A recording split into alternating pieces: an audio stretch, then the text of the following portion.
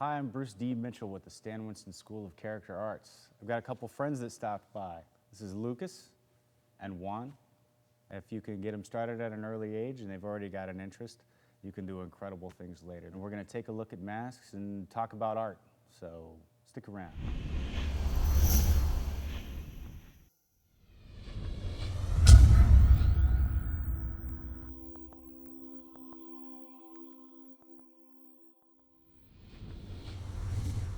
I hear you draw masks.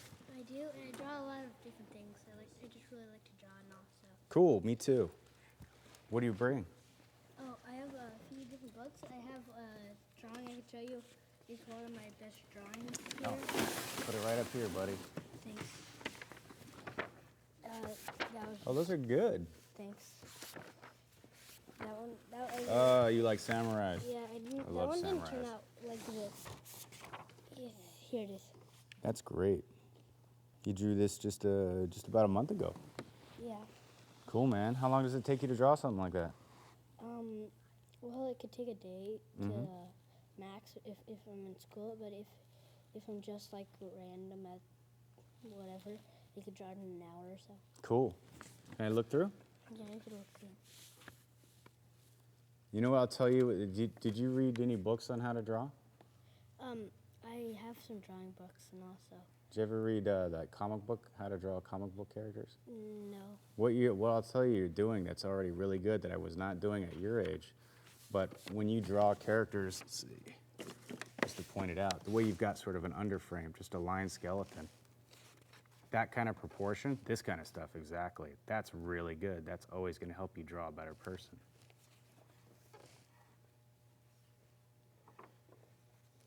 Ninjas? Working on a ninja? Did you stop? You didn't like it? You can keep going. You can always go back over your guys. That's great. You're good at doing these too, this kind of angle stuff. It sells, they call it foreshortening, like when you're looking at something. And those kind of curves are really good. And instead of just having rings, like the way people draw Doc Ock or Dr. Octopus and stuff like that, is you've got your angles going so that it looks like a braid or a weave. I didn't draw like that when I was a kid, so that's great. That one was. These are gladiators. Gladiators. Right on, man. I have two other books, and I have one of my best drawings of a mask. Yeah, let's see. I'll show you. Cool.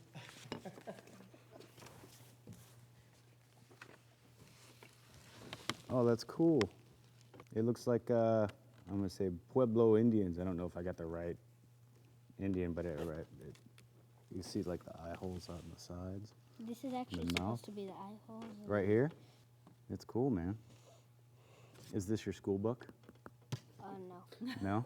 I did that. I was always, I saw the math in the beginning or stuff like that. I always get in trouble. Oh, I did. I actually, I'm not bragging, but I didn't get very good grades, but I was always good at art. But this is really cool. I always drew in my margins. You know, teachers always said, stop drawing in the margins and all that, but it was what I'm good at. You're already good at this. That's great, man. I have, you see the angle. Do you do this is this to cross it out like I don't like it? Yeah. Don't do that. In fact, what you did right here, if you were to draw like a light X over the top and maybe even lines here and here, you might help find proportions, like your eyes can go up here, but you can use this as a grid. Also, an X through the middle of the face is really good for line definition. And if you go back to your guy that you like, this, look at that. That's already got an X through it, whether you meant to draw it or not. So I would say go ahead and stay with that. I mean, do you see what I mean? You've already got it going through there. You've got so many lines that you can come back over and draw over the top of. I also have a lot of sketchbooks. I probably have 3 active sketchbooks. I draw masks all the time. I draw helmets all the time. I like big sweeping lines. This is sort of a profile shot. And it's just sort of, you know, like your gladiator guy, but what if it was like a future gladiator and you had like more aerodynamic lines? It kind of looks like a knight in a way. Uh-huh. Because that, it kind of looks like the eye hole, and then that, yeah. Cool. I'm just saying. No, that's cool, man. Or whatever. I love to draw spaceships and stuff, and I had some friends that have a film they were talking about, and these are just like loose sketches before I make something bigger, but these are different spaceship things, and there was a Wow. monster in it, so I'm trying to draw a monster. This one I didn't like, but I always try to offer up a bunch of sketches that have Wow. characteristics of what we're talking No, about. I think that one's a really good one. Is that your favorite?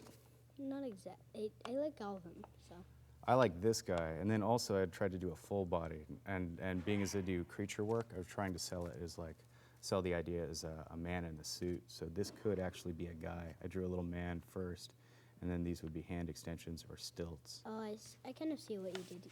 You put the hands here, but then you Right. added like claws, and then the legs and feet would have been right here, but then you added that. Exactly. So- But at the same time, we add enough stuff that you can't really see the man inside.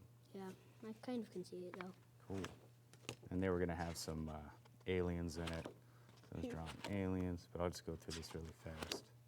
Wow. Little guys. But here's the one I don't like, and I didn't cross it out, but I've gone back to it and kind of, I mean, these are loose sketches. This is stuff that I think's all right, or it gets me a little ahead, but don't cross your stuff out. Just turn the page. You might get an idea that you can come back to. This is a more finished piece. This is Wow.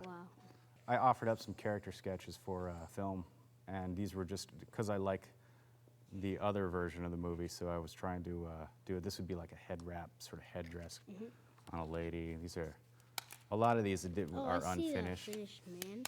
I kind of see like the first page you showed me. I kind of see the same mask, but you change it a little bit, so it's kind of hard to depict a little. Yeah. But I still see it. Also, you know your guy, your mask? One thing Yeah. I like to do a lot is I like to, for a highlight, instead of not shading it, I like to go ahead and shade it, but I also use the eraser like a tool, and I can get lines in there. So you can go ahead and draw in there and then use your eraser as something to, and you know, this I can always change back really easily, but you can draw against it, and it just gives a good looking texture. That kind of stuff. You can keep drawing and make them look way more technical. Wow. These are kind of broad stroke, but they're also supposed to be like Greek helmets or variations on a Corinthian helmet, which is that kind of standard looking Greek piece. These are loose sketches that are just kind of, when I get to a spot where I don't know what I want to do, I just go ahead and turn the page. There's a few more. There's more. I was trying to put ram horns in a guy. I was going to make a rhino guy. So he'd be, Let me guess. It's pen and ink, but you first did in pencil. exactly. You can still see some of my pencil lines, and you can see the erase, but then I started to go over it with a, Pen. yeah, exactly. And I was going to get what I was going to do is I don't use the computer too much. I was just going to do a Xerox of this and then use color markers, Prismacolors. Here's one thing I did do. I took a picture of that drawing, yeah. and then I ran it through a computer program just like iPhoto. And then I had the contrast go really wide and made it look sepia tone. Here's this took me, I spent a long time on that. That's like days to draw. And then I also got this guy. But I was trying to make like really ornate helmets. But I love helmets and masks, so I'm always drawing this kind of stuff. Yeah. Dude, you want to look at these? Want to check them out? Try 'em on. Yeah. Come here, check it out. But it's got components like these masks. Yeah. I've got magnets in here. So when I go to put that on, it stays on. It kind of clicks into place. So you pull it off. So, and then the goggles up here, same thing. So they go back down and you can pop them up. You can see these circles here, Yeah. here, and here. Those are magnets. And I've got magnets but here. when you'd film it, you wouldn't see it because the camera isn't as good as that, is it? Right, and also if you did, I try to keep it busy enough, and by busy I mean lots of little Yeah. details and textures, that if you do see it, it just looks like part of the design. True. So, And I'd say one more thing. yes. I'd kind of see how some of the material, like, I'd guess this is from a baseball glove or something. What is? No, it's leather. It's leather Oh. strands. I mean, I just buy it on spools, Cool. but it is leather. I mean, yeah, check it out. This stuff's leather here. This is all leather. All this is wrapped in leather. But then you can take it off. Feel the weight. Hold it. Don't drop it, but just hold it. Wow, this is heavy. Yeah. Where do you get your ideas? Comic books, movies, video games, that kind of stuff. Stuff I liked when I was a kid, but you can try this on. Oh. You want? Could I? Yeah. It's going to be a little heavy on your head, but then we'll just line it up there. And then Cool. there you go. Feel free. Let me see your hands. Raise your hands up. There's the goggles. Go ahead and pull them down. Yeah. These? There you go. Cool. And let's see. They pull it off by the horn. The horn? Yeah, that thing right there. And I don't pull it. want to make it fall. There you go. Or- It won't fall. It's connected. No, I mean like the mask. Oh, I think you're all right. There you go, bud. Cool.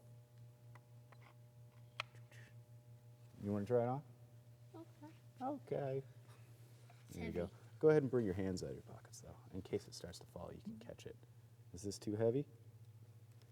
I'm going to lift that or see your eyes there. There you go. Go ahead and look around.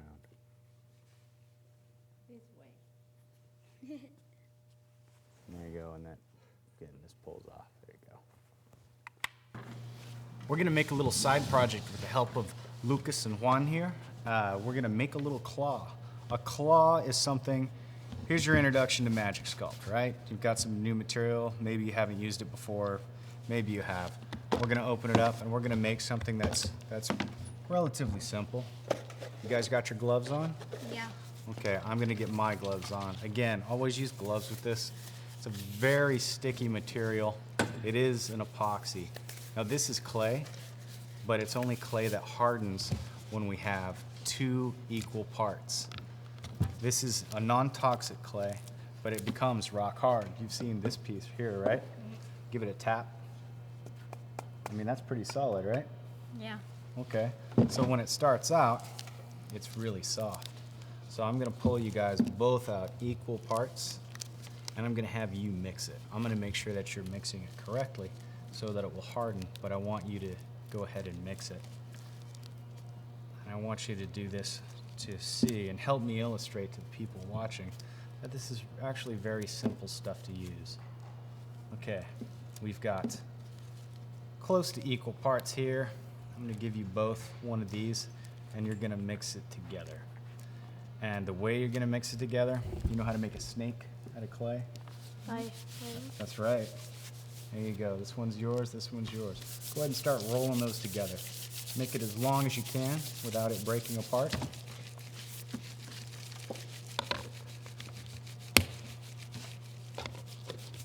Okay, let me see what you got right now. Okay, now take that, and you want to make sort of a candy cane out of it. How do you make a candy cane? And twist it. So go ahead and twist it up a little bit. And now fold it over itself. You got it? And then roll it up again. And it takes a little bit of work. This will probably take about 5 minutes. But we're going to keep rolling it up until you can't tell that there's 2 different colors anymore.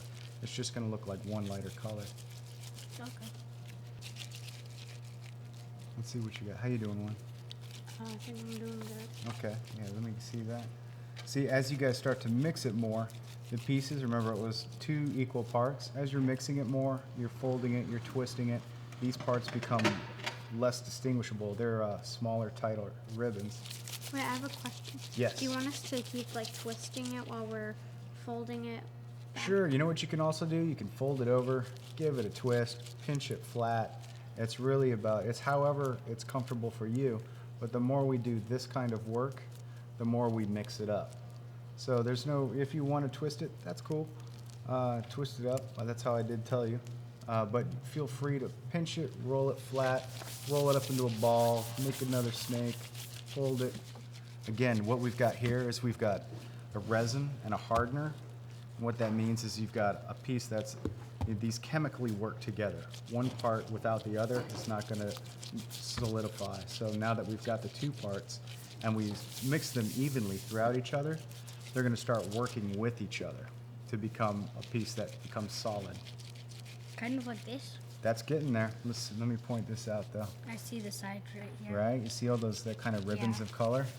But is it getting better? Oh yeah, it's getting a lot better. You guys are both doing it. Let's see what you got. Mine's sort of sticky. Oh, this is a sticky material. Because So. it keeps getting stuck to my gloves. Yeah, but that's why we're wearing gloves, right? Imagine this with just your hands. Will this not come off? It'll come off your hands eventually. Also, I'd like to point out that they're wearing gloves this is actually going to be difficult because they're wearing gloves that are not really made to fit them. These are small gloves, but at the same time, you guys are 9, right? I'm 11. You're 11, you're 9. That's pretty young. They don't generally make rubber gloves for children, so they're doing quite well. They're working against the slack that's going to come out of the palm or the fingertips and grab into the material. So, keep going. You're doing great here. The colors are becoming less distinguishable. You can see we've still got our lighter color and our darker color, but they're not so easy to find. So I'm going to fold it over this way, and I'm just going to press it flat like this. You can do this. These are all different techniques for mixing, and there's no one way to do it. It's just as long as when we're done mixing, it's all one color. So I do it like that sometimes. Like Roll if it it were into a a ball. tortilla. A tortilla, sure. If you're mixing bread, right? Do I keep rolling it into? Yep, keep going. We can't have it be 2 colors anymore. It's got to be 1. You're doing a good job. It's gotta be friends. That's right. It's got to be friends to work well. Okay, whose show is this? What are you doing here? Who are these kids? These kids are ringers. There you go. Just roll it up. Okay. Let's see. That's pretty good, man. I want you to go ahead and keep working that too. If you guys stay right here, I'm going to move over and get some baby powder because we're going to use that in just a minute.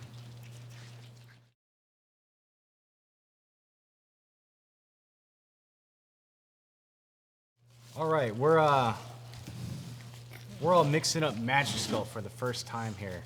The most important thing to do with this is to make sure that you start out with even parts, and you don't have to so much measure these out or weigh them out. As long as they feel right, as long as it looks right, that's what we're going for. When you do start to mix, though, it's very important that you go from 2 colors that you can identify to only seeing 1. That's going to tell you that it's mixed up very well and it's ready to go. And this is going to take a long time to cure. And by cure, I mean solidify.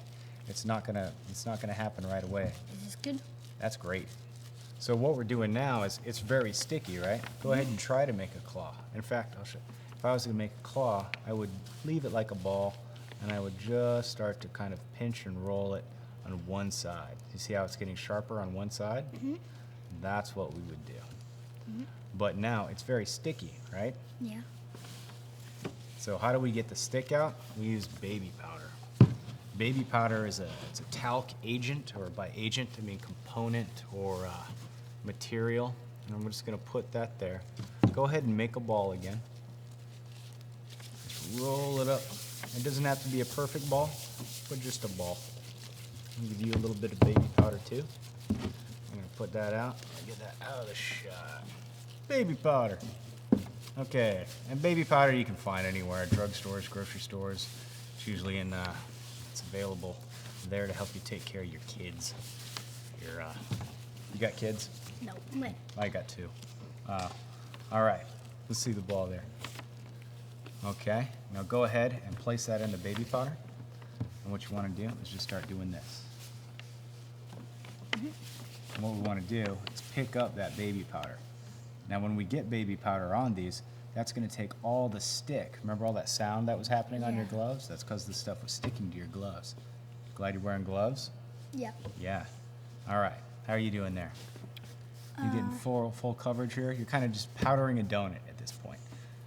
And now, remember how we were talking about making snakes? Yeah. You just kind of roll it out flat. So right now, I want you to remember that it's a ball, and you're only going to roll one side to a point. So go ahead and let's see what you got. Let me see what you're working on, Luca. Yeah, okay. So only on this side. We're just going to roll it so that we're only really rolling flat one side. Okay. See this? Yeah. One? See how we're doing that? Okay. So I want you to roll it. So we're kind of making a cone. It's like an ice cream cone kind of shape. And we're doing that. You don't need to press too hard now because the clay is very soft. Oh, starting over? Let me see. Came out bad. Oh, that's okay. We can always mix this up. But what we want to do is mix this up thoroughly because we do have a talked surface. We need to make sure to go ahead and mix that up. Because if we just start to roll it up, because the baby powder's there to take the tack out, or the stick of the epoxy, it's going to make for some weird surface action at first. but if we thoroughly knead it up, it should take care of it. So I'm gonna go ahead and do this part for you really quick. Okay. Is this good? I think it's good. What do you think? Right on. Okay. So now we're gonna roll this here. Excuse my reach. It's okay with me. All right. I'm gonna do that. And I want you to just, like I'm doing, we're gonna roll it out. I want you to only roll one side of the ball here until you're making sort of a sharper point on one side. Can you do that? Okay. I'll do it like this. I know it's tough with gloves on. Let's see, I'm gonna smooth this one out just a little bit. Mm-hmm.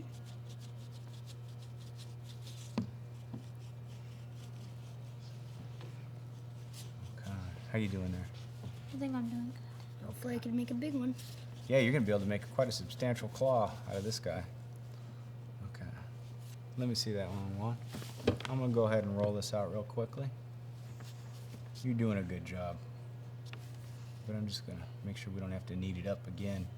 Just because if we get a lot of baby powder in it, it might start to act a little weird. You can see how the tip of that, it's got baby powder on it. It's gonna make for a funky tip, but at the same time, when we sand it later, that'll come right off. So, I'm gonna roll these out.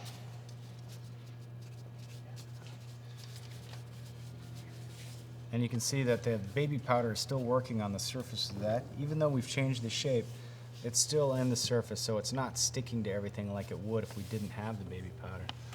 Now these are real soft right now. And let's say we didn't want them to be curved, we want them to be straight, right? We just go ahead and roll it. You do what I do, okay?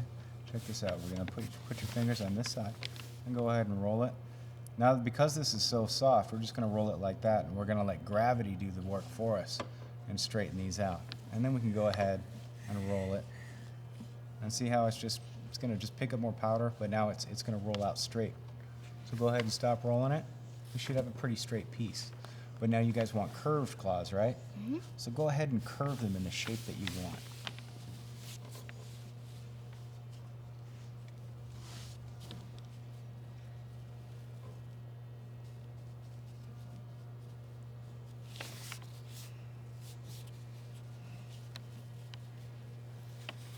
And what kind of animal or creature are you imagining you're gonna make here? A raptor. You're gonna make a raptor? I How about guess. you? Probably the teeth of a tiger. That's great. You know what's awesome is you guys are doing the same thing, but you've each got different ideas of what you want to do. Now, this will help out with whatever you want to do, but I really like it when people come from a different point of view, or their imaginations are slightly different to where they each have their own idea. You're both going to be able to use this. You're going to be able to make a cool raptor claw, and you're going to be able to start a tiger teeth, a whole set if you want to, by repeating this. So these are the shape we've got right now. We want to let them sit. If we play with them, the tendency is you want to do more, add more details, which will really just start to mess up the nice piece that you've created if you play with it while it dries. So we're going to go ahead, and I'm just going to take this and set it here. Does that look like the shape you had? Yeah. Okay, and let me see yours. Is that good? Is that about the shape you want? Okay, we're gonna let these sit. This is probably gonna take like 5 hours to really dry. But when it's dry, we'll come back and talk about the next step.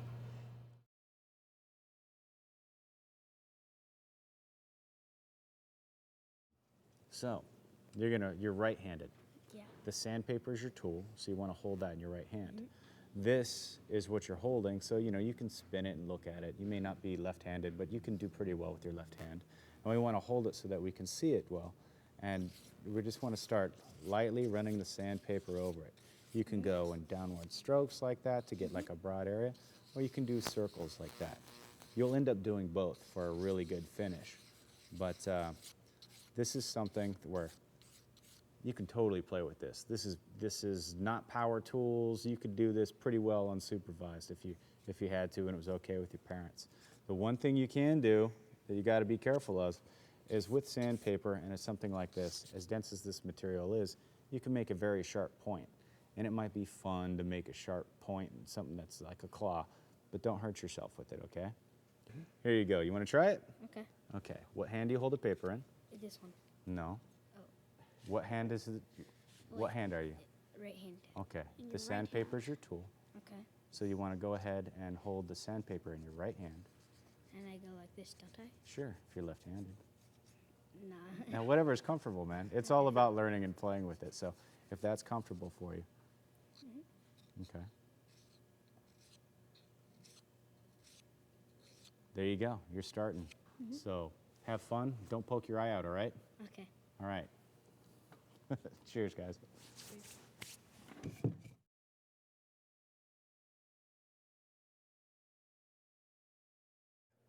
Okay, so in answer to Lucas' question, how to best put a line on here, I'm assuming that you want to go ahead and put character lines like Yeah. make it more gnarly, like a velociraptor claw, that That's kind what of. I was gonna try to make it because then it just looks like a plain old claw, like a baby's claw. Right. And it doesn't really look very dangerous at Or all. scary. Yeah. Okay.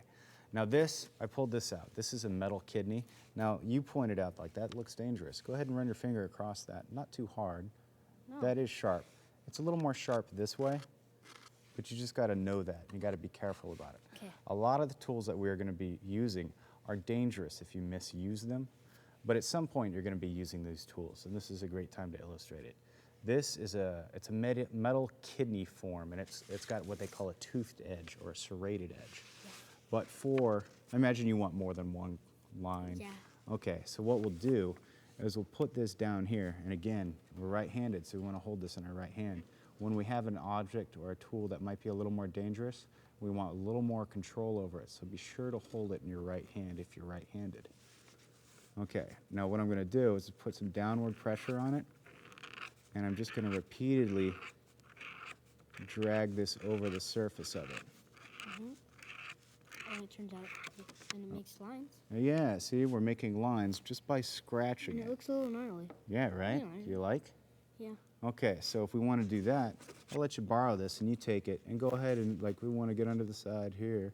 So you roll it over so that part that we're marking is facing you, and we just continually do this. Each little pass is making 2 or 3 scratches, and if we go back 2 or 3 times, we're making 6, 9, 12 scratches in the same piece. So you see, it's starting to pop out. Yeah. Is that what you want? Yeah, that's what I would Cool. want. This is a wire brush. It's like a toothbrush. Like the one you have over there. Yeah, but this is a lot safer. Feel Yeah. these bristles? So if you were to poke on that or get a rogue one, you could get like a splinter. But what we're going to do with that is just kind of brush. It's a tooth. We're going to brush its teeth, but with the metal brush. It'll take our lines that were scratched in, but it'll soften them up. And the wires themselves, when you press against it, when we have a little channel here or a scratch, that little channel or scratch is going to get brushed out deeper by the bristles that we're using. So I should use both. Yeah, exactly. What you want to do is go ahead and start this way. Do this. Do this until you're happy about it. And if you want to get it back here too, once you're done there, just change sides and go back the other way. When you get these lines started, this thing, when you go back over the top, is just going to go right back into the scratches you've created. So it's really only going to continue the lines that you've already made. And then when you get it scratched up like you want, I'll let you borrow this metal toothbrush, and you can go ahead and polish it. Is that good? Okay. Right on. You want to try it? Okay. All right, here you go, buddy. Any questions you got, just come on by. Okay. All right. Cheers, man. Cheers. I'm going to have you do a little bit more work on your piece. Let me see it. Now, one thing I like is that you're doing the lines like we talked about, but also take a look at these lines here. The way they cross over a little, they're a little diagonal. I want you to do this part again, and I want you to go ahead and sweep them out and try to keep these a little bit more straight. If you Okay. keep them straight, it's going to help make the whole piece. The straighter lines you have on something that curves and comes to a point, the more sharp it'll help make your piece look overall. And when you go, I want you to go ahead and, like these lines here, this is really good. This stuff's really good. Okay. But I want you to continue, and I want you to go, instead of stopping here, I want you to sweep off the edge of the piece. Do this and come back in 10 minutes. So at 1:25, come on back, and we'll start you on some paint. Here's the metal toothbrush. Go ahead and use that on top as well. But these lines are going to help make your piece look sharper.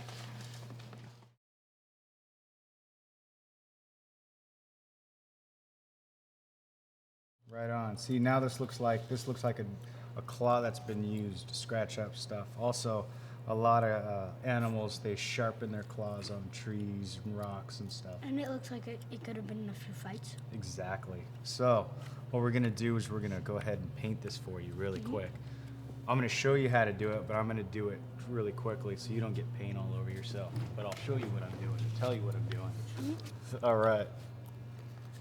What Okay. type of paint is that? That's a good question. What kind of paint is this? What I'm going to be using, and what I prefer, is Tamiya Model Colors. It's a model paint. It's an acrylic paint. It lays down very fine. A very thin layer of paint will be very opaque. So we'll just go ahead and paint that. What I want you to do is hold it, like so. And because you're going to be painting it and you're right-handed, I want you to hold that in your left hand. So, like this? Yep, exactly. Now this is your brush that you'll be using.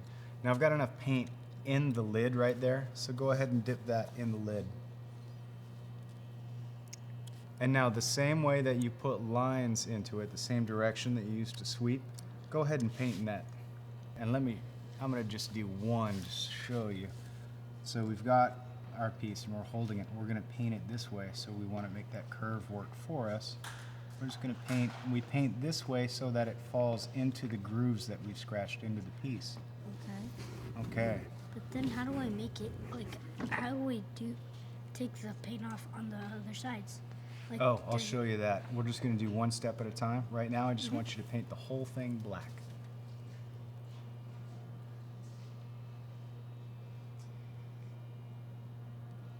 Anyway, it would look cool black, so I don't really care. Oh, we got some tricks coming up, though. I'll help you pop it out. We'll just have it so that the claw actually looks like the color it almost is before you started putting paint on it, but we'll make sure that that paint stays in the lines you've scratched.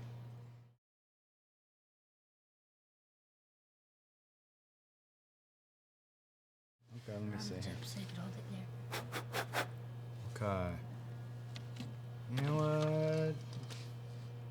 What do we got here? That's dry enough. You got your sandpaper here. Now what I want you to do, and I'm going to do just a small part for you, I'm going to have you do the rest. But because this is dry, what we're going to do is start to sand what you've already painted. And now I see it's coming back out. That's right. And you see all the lines that you've put in? Yeah. They're still going to be dark because we're only sanding the top surface, right? Yeah, we're not gonna get You into can't the get into cracks. there, not unless you really tried or you sanded it all smooth again. So all those lines right there, that's really gonna pop out all the lines that you put into your piece. That's very cool. Yeah, right? So do it up and bring it back. Okay. Right on.